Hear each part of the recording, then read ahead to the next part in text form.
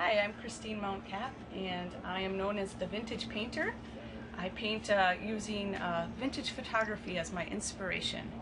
And basically I just use an old photograph, and from that I go with my imagination, and I take the subject matter I like out of it and I play with it.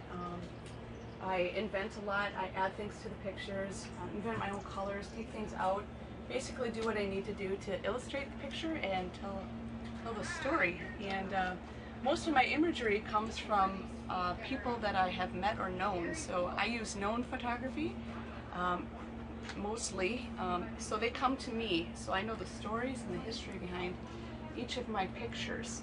How long have you been doing this? Well, I've been an artist my entire life. Painted portrait work since I've been a little girl, and in the early 90s I started doing genealogy work. So to start with, I started using my own family pictures.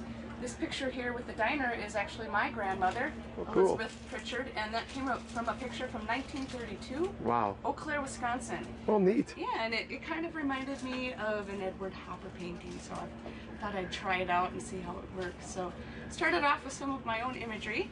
Okay. And eventually I moved on to other people's pictures. Is that somebody else right on your side there too, or is that? Yes, this picture was donated by a very good friend of mine, the Solis, and their family had a family-run gas station in Minneapolis, and this was their grandparents at the family-run gas station. That it no longer exists, but that was her grandfather and her grandmother. And behind you, it's like an old-time painter from the old country, basically. Yeah, well, actually, that is a portrait of my grandmother, who was an artist.